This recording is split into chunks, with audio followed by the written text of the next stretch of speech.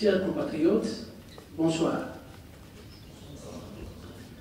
Avec la permission de Son Excellence, Monsieur le Président de la République, je voudrais dire à nos compatriotes ici présents ce soir que le chef de l'État m'a fait l'honneur de m'envoyer en Chine en tant qu'ambassadeur envoyé spécial.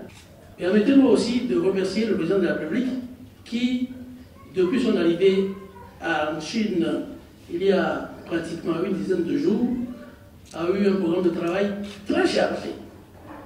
Mais en début de cela, il a appris de son programme pour rencontrer nos compatriotes à Guangzhou, dans le cadre de sa vision qui consiste surtout à s'occuper des Togolais de l'intérieur, mais également des Togolais de la diaspora.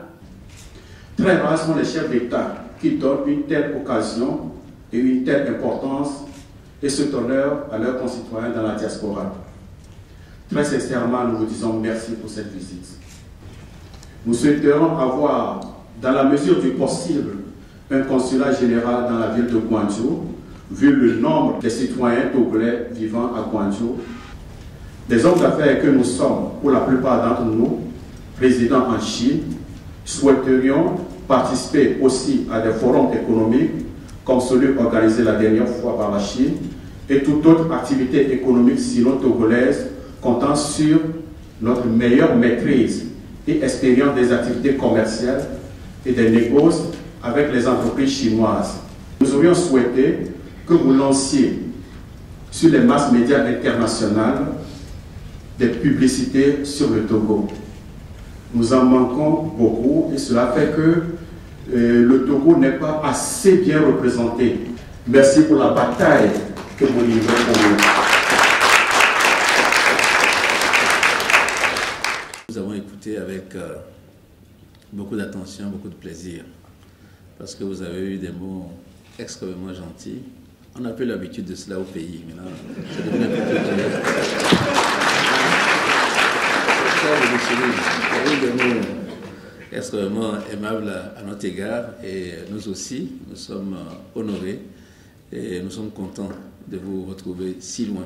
Ce que vous avez dû traverser, endurer, pour vous établir ici et avoir des activités, c'est déjà beaucoup. Donc vous êtes des gens talentueux et vous êtes nos dignes représentants dans ce pays.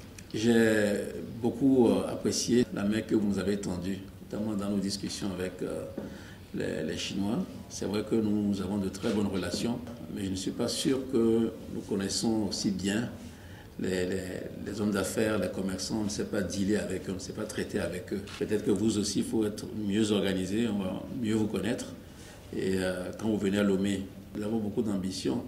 Depuis le dernier sommet du FOCAC, le président Xi Jinping a quand même émis des idées très intéressantes qui vont dynamiser la coopération. J'ai bien entendu ce que vous avez dit. C'est vrai que nous sommes un peu trop discrets. Vous aussi, vous apportez votre voix à cela. Vous avez raison.